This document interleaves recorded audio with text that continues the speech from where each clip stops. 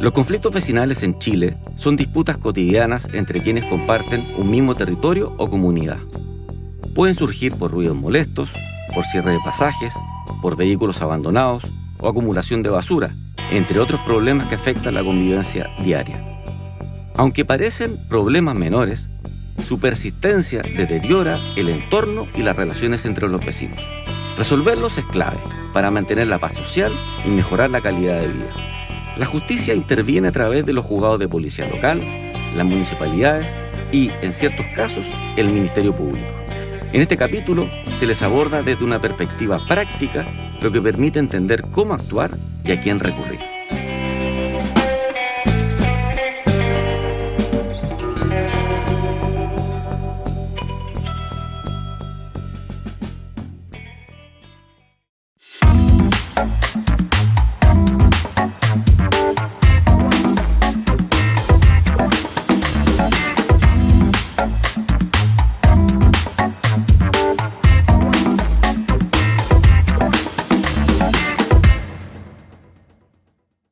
Bienvenidos a un nuevo episodio de nuestro programa Código Claro, Derecho a Entender.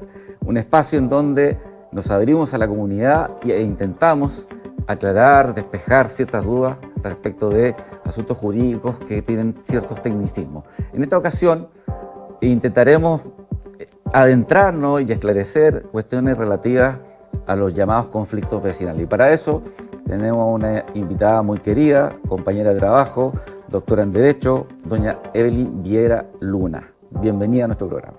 Muchas gracias, Diego, por la invitación. A propósito de lo que decía en la presentación de estos conflictos vecinales que cada vez son más frecuentes y que yo sospecho que además tienen que ver con las distintas mezclas de cultura que se van generando a propósito del proceso de inmigración que el país viene ya hace años viviendo, distintas culturas de vida, de ruidos, de costumbres, pero que también dice relación con otro tipo de problemas que podrían surgir y que la gente no sabe o no tiene por qué saber qué puerta tocar, a quién reclamarle o si tiene que sencillamente resignarse. Entonces, partamos por lo básico, si te parece, Evelyn. ¿Qué son o cómo le podríamos decir a la gente cuándo identificar que este problema es un conflicto vecinal? Bueno, los conflictos vecinales los podemos identificar como aquellas disputas, aquellos entonces problemas que se subsistan en una comunidad o en un espacio territorial común entonces entre un grupo de vecinos.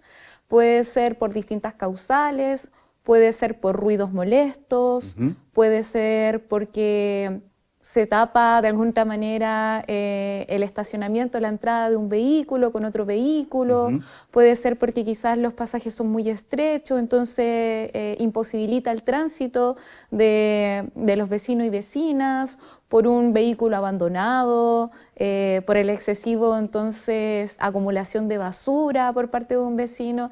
La verdad es que se pueden dar distintas problemáticas que de alguna manera perturban las relaciones entre los vecinos y vecinas y que resulta fundamental poder solucionarlas de forma temprana porque estos conflictos se pueden ir agudizando con el tiempo, generando problemáticas mucho más importantes que en principio podrían parecer. O sea, efectivamente, un problema de, no sé, de ruido molesto, si persiste, si se enquista semana tras semana, puede terminar en una discusión, primero verbal y luego puede terminar quizás en qué. Exacto. Entonces pasamos de un conflicto, por así decirlo, de carácter de carácter civil a incluso puede uno de los vecinos convertirse el día de mañana en un imputado en un hecho constitutivo de delito a propósito de lesiones, a propósito de amenaza, incluso hoy en día de homicidio. Ya. Uy. Dentro de los ejemplos que nos diste, que están desde los autos abandonados, problemas de espacio, entiendo que también podría ser un conflicto vecinal el cierre de pasajes, pero el tema de los ruidos molestos es un tema que por lo menos a varios nos interesa y nos incomoda, tengo que decir. ¿Hay algún alguna normativa que regule desde qué hora tú puedes escuchar música a determinados decibeles y hasta qué hora se puede escuchar música, o si hay días donde tú tienes que respetar, no sé, horario laboral, a las 8 de la noche ya no puede haber ruido.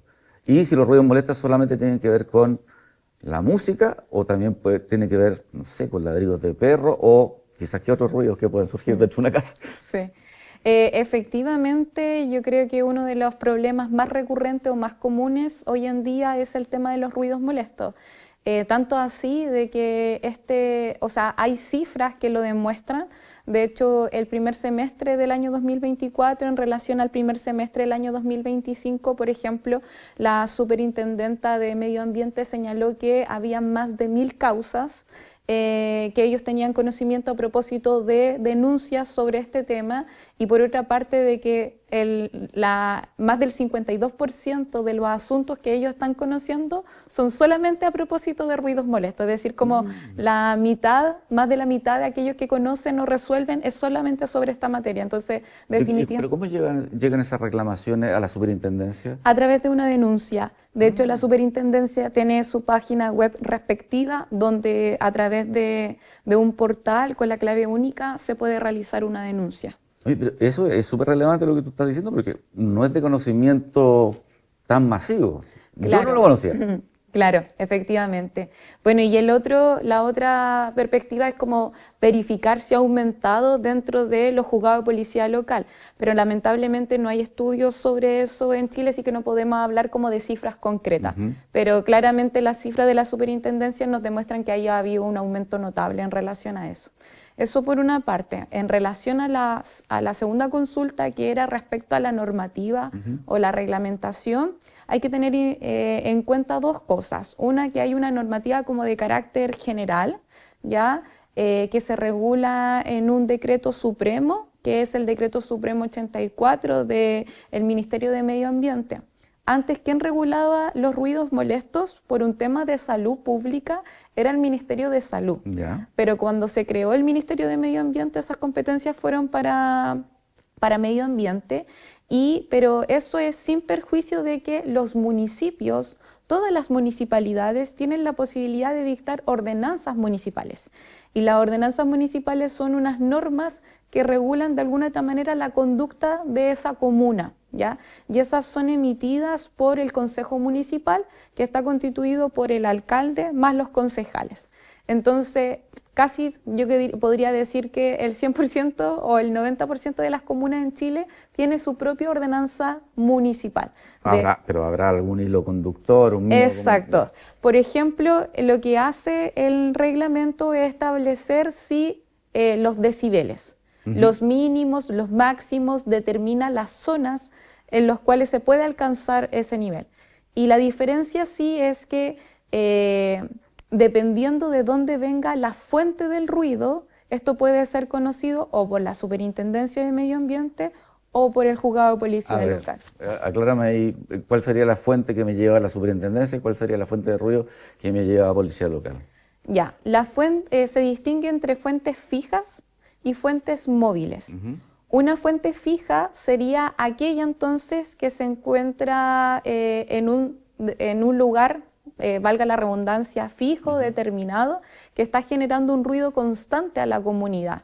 Y eso puede ser a propósito de actividades industriales, actividades de esparcimiento, los típicos pubs, restaurantes, incluso... Que cada vez están más... Sí. Cercano a las viviendas. Exacto. O las viviendas fueron acercándose a los pubs. No sí, sé. De hecho un caso que conocí de muy de cerca fue a propósito de las canchas de pádel. Ya que se instalaron cerca de una comunidad y el ruido así constantemente, eso irritaba a la comunidad. Entonces ahí era necesario distinguir si era una fuente de ruido fija, era competencia de la superintendencia, o si era una fuente de ruido de carácter móvil, que era el juzgado de policía local. ¿Cómo hasta una cancha de pádel o un conjunto de canchas de pádel puede generar? Efectivamente. Porque juegan hasta las 12 de la noche. Exacto. Y ese es el tema, es los horarios que arriendo. O sea, evidentemente el empresario, el emprendedor no quiere perder dinero respecto a eso, entonces puede llenar todos los horarios posibles para poder generar entonces ingreso a propósito de eso, con independencia o no de si eso acaba de causar un ruido o no a la comunidad. Y las fuentes de ruidos móviles son aquellas que son esporádicas y por tanto dicen relación con, por ejemplo, el perro del vecino, entonces que ladra a veces. O, por ejemplo, el vecino que escucha música a veces, no sé, porque es el día del padre, el día de la madre, porque es Navidad, porque Año Nuevo, porque está de cumpleaños alguien en la casa. Entonces esos son ruidos de carácter móviles porque son esporádicos, entonces no es que esté ahí permanentemente ejerciendo la fuente del ruido, sino que se da en determinadas ocasiones. Y, por ejemplo, esa clase de fuentes de ruido esporádicos o móviles son de competencia de los juzgados de policía local. Y ahí, una pregunta también más bien práctica para que la gente sepa que cuando hace estas reclamaciones si tiene que ir o no con abogado, que eso implica siempre una barrera de acceso a la reclamación. Sí. La verdad es que tratándose tanto de la denuncia como en la Superintendencia de Medio Ambiente como la denuncia ante el juzgado de policía local no requieren de patrocinio de abogado, entonces por tanto las personas pueden hacer personalmente sus denuncias. Es interesante tratando de ser la superintendencia porque hoy en día se encuentran plataformas digitales para efectuar esa denuncia, como desde vía online. Desde tu computador, tú moverte a la casa. Sin ir a ninguna parte poder practicar la denuncia. En el juzgado de policía local, lamentablemente, es uno de los tribunales que no se encuentra o no le fue aplicable la modificación de la tramitación electrónica en Chile. Entonces, su tramitación sigue siendo por papel. Claro. Y en esos casos, entonces, habría que ir a denunciar directamente ante el juzgado de policía no es necesario local. ir con abogado. Exacto, pero en ninguno de los casos es necesario ir con abogado. Ahora, basta que vaya la persona personalmente. ¿Tú qué recomendarías dentro de esta hipótesis de conflictos vecinales? Porque, en definitiva, el vecino va a seguir siendo mi vecino. Claro. Entonces, ¿es como razonable a la primera ir y denunciarlo? No, la verdad es que yo creo que... A pesar de las ganas que uno tenga y el cabreo que uno tenga. Efectivamente. Sí.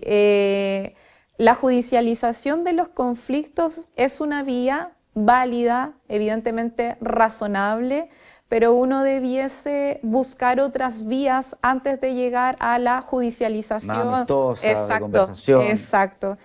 Bueno, y también ahí es importante que intervengan, por ejemplo, organismos programas de prevención, programas de educación, de respeto también, en orden a entender que una comunidad no tiene por qué estar escuchando la música del vecino, a lo mejor ni siquiera le gusta la música, etcétera.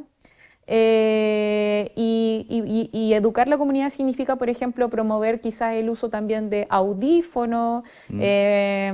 Yo me acuerdo, no sé, ir a una playa y que hubiera un parlante gigante, pero en realidad tú puedes escuchar música en la playa si tú quieres, pero no tienes por qué obligar al resto que escuche la música que tú estás escuchando, y menos en las condiciones o con el ruido que lo estás haciendo.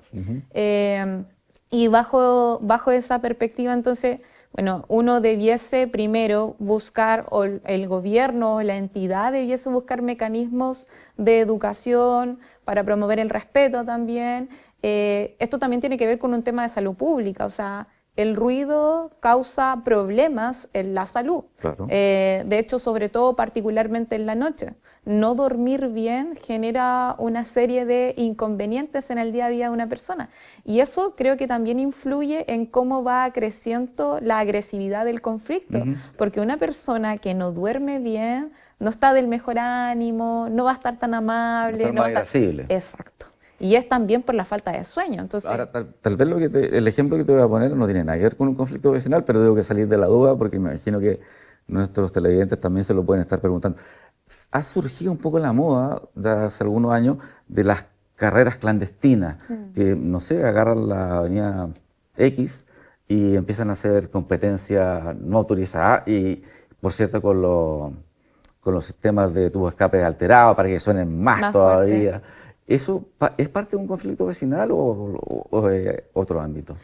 Más allá de que no sea un conflicto vecinal, en entendido de que, claro, eso no se suscita con el vecino, sino puede ser un tercero que venga. O sea, hay muchas personas que se trasladan de un lugar a otro para ocupar estas calles o estas vías para generar este ruido sin pertenecer a la comunidad.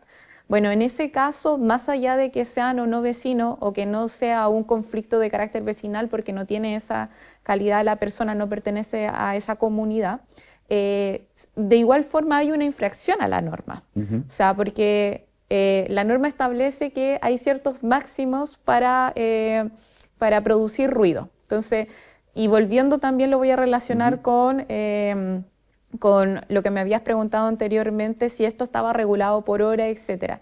Y efectivamente, por ejemplo, se distingue por zonas, por ejemplo, urbanas, residencial. Donde vivimos vendría siendo urbana residencial. Zonas industriales, por ejemplo, donde existen empresas, se distinguen entre zonas rurales, y ahí, por ejemplo, a partir de eso se distinguen horarios.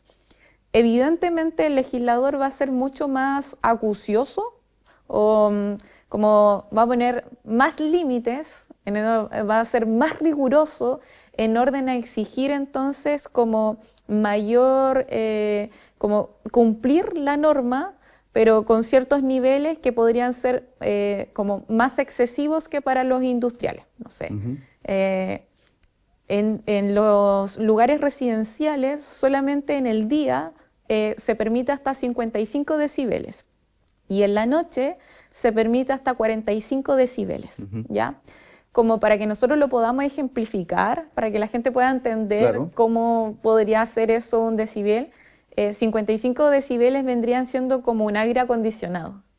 Ese tipo de ruido, ¿ya? El ruido de un aire acondicionado vendría siendo como 55 decibeles.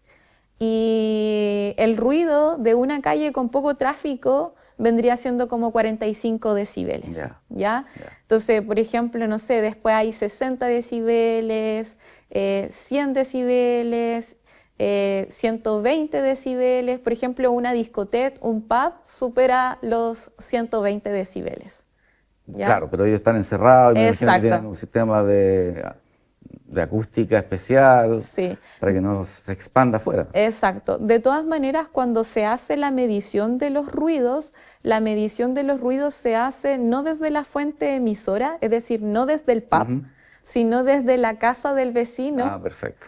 Es decir, desde la fuente receptora, es decir, va a ir, en este caso, los funcionarios con sus respectivos instrumentos de medición y se va a instalar en la casa de ese vecino o vecina y desde ahí va a ver y a escuchar si efectivamente se cumple o no la norma. Ya. Mira, tengo también una pregunta que se me ocurre pensando en la finalidad de este programa. Está bien, hemos dicho cuáles son las posibles vías de acción si es que no prospera la solución colaborativa, el dialogar con el vecino, que siempre es bueno porque lo vas a mantener como vecino, por lo menos durante un tiempo. Claro. Entonces está la superintendencia, está policía local. ¿Cuánto tiempo? ¿Cuál es el horizonte de tiempo entre la presentación de la denuncia o de la reclamación que tiene que esperar ese vecino para que las cosas cambien eventualmente y para que se acoja a su denuncia o requerimiento? Ya. ¿Y a qué eventuales sanciones se expone el denunciado? Sí, la verdad es que los tiempos varían dependiendo de la institución y también dependiendo del juzgado de policía local. O sea, hay que ser sumamente conscientes de que la realidad de los juzgados de policía local van variando dependiendo de la comuna. Entonces, por ejemplo, en Talca existen 3 juzgados de policía local, lo que va a facilitar, por ejemplo, pero existen comunas donde solamente existe un juzgado de policía local, van a tener una mayor cantidad de causas.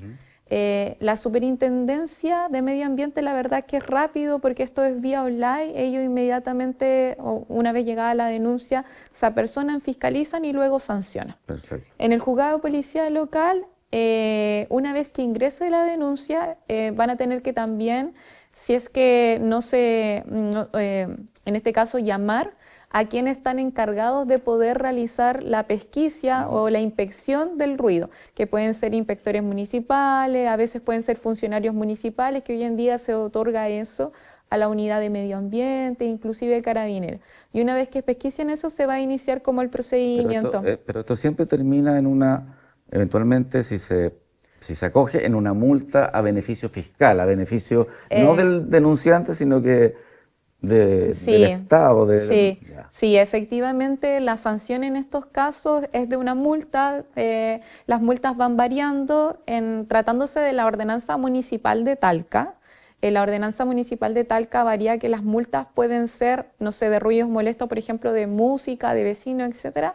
Puede ser desde 3 unidades tributarias mensuales hasta 5 UTM, cuando ya sea reincidencia o reiterado. Y tratándose, por ejemplo, de ruidos producidos por la construcción de edificios, parte de las 5 UTM y puede ser máximo hasta 10 UTM. Ahora, una ATM son 68.000 pesos hoy en día. Tampoco digamos es que es una multa, por así decirlo, no son multas millonarias. O sea, son multas relativamente leves dentro del estándar. Igual, por ejemplo, hay que tener en consideración que la ordenanza municipal de la Municipalidad de Talca sobre ruidos molestos, que es quien tiene que establecer las sanciones, es del año 1994. Y no ha tenido actualización hasta el día de hoy, estamos al año 2025, y eso también es importante porque la sanción igual tiene que ser un motivo para desincentivar el ruido. Entonces, cuando son tan... Porque si le conviene más pagar la multa, perseguir... Exacto, por ejemplo, no sé, un pub, un restaurante, quizás le conviene más pagar la multa que limitar, por ejemplo, el ruido dentro del local. Hemos hablado de distintos ruidos molestos, y eso como conflicto vecinal, entre otros ejemplos. Duda, olores, no sé, producto de determinadas formas de comida, nuevamente meto acá el tema cultural, ¿se puede reclamar por vía conflicto vecinal olores molestos?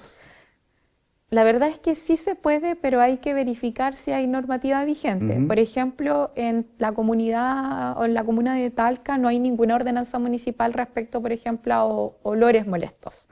¿Ya? Pero sí, por ejemplo, se regula... O sea, al lado de mi casa se puede instalar sin discriminar a ninguna nacionalidad, pero de repente en algunos restaurantes extranjeros, asiáticos, te topas con olores extraños afuera ya. Y si justo se instala un restaurante grande, asiático, en tu barrio, te puede afectar. Sí, efectivamente, claro que sí. O sea, también es una especie de contaminación. Evidente ya no es contaminación de ruido, sino que contaminación de olores, y en este caso tendría que ser competente, habría que distinguir, pero podría ahí fácilmente intervenir el Ministerio de Salud a través de la Superintendencia de Salud, a diferencia, por ejemplo, del Medio Ambiente que ve el tema de los ruidos. O sea, ahí ya se nos abre otra superintendencia o otro ministerio. Sí, porque ahí sería importante, por ejemplo, determinar si es por, no sé, descomposición de los alimentos. Maltratamiento, los exacto, niños. Hay todo un tema de higiene importante cuando se trata de restaurantes. O sea, el olor no se produce simplemente porque algo huele mal, sino porque es muy probable que exista un mal uso o que los productos no se encuentren en buen estado, y eso ya es competencia de la Superintendencia de Salud, del Servicio de Salud, perfectamente puede clausurar el local. Bueno, y el tema de también, no sé, hay lugares dentro de los vecindarios que se consolidan casi como lugares para tirar basura, desechos, metales, restos, lo que sea, refrigeradores que ya no se usan. Y ahí también se puede presentar una reclamación. Exacto, también se puede presentar una reclamación en esos casos, como se conoce como el mal de Diógenes. Hoy en día casi toda la mayoría de las comunas tienen rellenos sanitarios que establecen una forma de resguardar o de tratar los residuos, ya sea orgánico o inorgánico, con determinados tratamientos para que no produzcan un daño. Pero entonces, aún estamos, creo yo, a años luz de la situación de otros países en donde esos aparatos se tienen que ir a depositar en un lugar específico. Exacto, sí. Sí, efectivamente, o sea, hay mucho que avanzar en esa materia, ¿ya? De hecho, debiese incentivarse, por ejemplo, como política pública, el uso del tratamiento orgánico de la basura dentro del interior, o sea, desde una perspectiva doméstica. De hecho, hay algunas municipalidades que han regulado ordenanzas municipales como para promover, Sí. en este caso, los residuos orgánicos. ¿Por qué? Facilitar la separación. Exacto, y no solamente, sino que tu residuo orgánico de alguna otra manera se quede dentro de tu casa como abono, etcétera. Perfecto. Porque lo orgánico con lo orgánico en el relleno sanitario produce una serie de gases tóxicos y eso va perturbando de manera considerable el ambiente y además le quita vida útil a ese relleno sanitario. O sea, como que en algún momento esto, ¿dónde vamos a meter más basura? No vamos a tener lugar donde más meter más basura. Entonces se establecen ordenanzas municipales para incentivar, promover, etcétera, como programa. Y también se establecen multas en caso de infracciones por el hecho de ir a dejar un refrigerador, por ejemplo, a un lugar en particular y no ingresarlo al relleno sanitario. O dejar, eso también es multado. Y dentro de las vías o de las puertas a las cuales tocar, aparte de las que ya has mencionado, ¿no cabría también eventualmente utilizar el recurso de protección? Se me estaba ocurriendo recién. ¿Se podría? ¿Por la vía de la protección a un medio ambiente libre de contaminación? Ya, podría utilizarse, pero acá tenemos un problema, yo creo que, y aquí esto es más técnico, que es un tema de que la Corte de Apelaciones muchas veces ha señalado que es el tribunal que tiene que conocer de este recurso, que en la medida en que no sea que no se den como los requisitos donde se requiera un procedimiento de manera rápida, eficiente, frente a una situación muy grave, uno debiese optar por las vías ordinarias. Entonces, las que ya nombraste. exacto. Ya. Entonces, podría eventualmente promoverse un recurso en esta materia, pero la verdad es que no aseguro que pueda prosperar porque el propio tribunal puede decir, mire, usted tiene todas estas opciones disponibles, las cuales no ha ejercido válidamente, ejercite esta, por lo tanto no va a dar admisibilidad a eso. Yo te planteé el recurso de protección, pero tampoco explicamos lo que es un recurso de protección. ¿Y quién conoce un recurso de protección? ¿Qué es un recurso de protección y quién lo conoce? El recurso de protección es una acción que busca proteger derechos que se encuentran garantizados en una Constitución.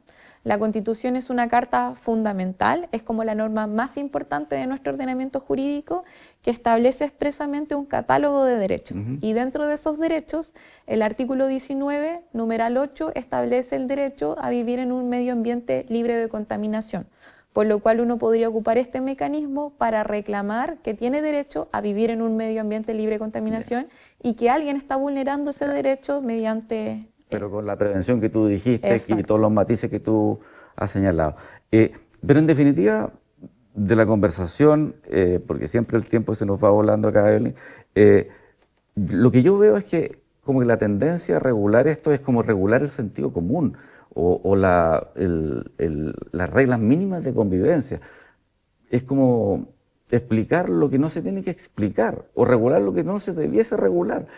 Tú no puedes escuchar música a todo volumen a las 12 de la noche porque tienes un vecino que quiere descansar después de una larga jornada de trabajo.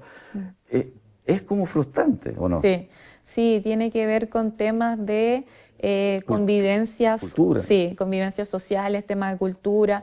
Bueno, hoy en día tenemos hartos problemas, quizás con mayores que en otros tiempos, porque tenemos una diversificación de las identidades culturales en nuestro país. Pero hay que tratar de lidiar con eso buscando mecanismos para poder solucionarlo de manera pronta. Te quiero agradecer muchísimo, Evelyn, porque ha sido muy claro para despejar cuando estamos frente a estos denominados conflictos vecinales, para distinguirlos de otro tipo de conflictos. Conflictos vecinales que no siempre han tenido una atención específica de parte de la doctrina, de parte de los juristas, pero que afectan diariamente a los ciudadanos de este país. Así que tu aportación con el programa, tu compromiso en sumarte a esta segunda temporada. Te lo agradecemos muy especialmente y espero que hayas podido también disfrutar de la experiencia. Muchísimas gracias, Diego, por la invitación. Bueno, los dejamos cordialmente invitados a un próximo episodio de nuestro programa Código Claro, Derecho a Entender, esperando que siempre sea una oportunidad para aprender distintos conceptos y aclarar distintas cuestiones que desde el punto de vista técnico tengan una bajada a la realidad y a la práctica.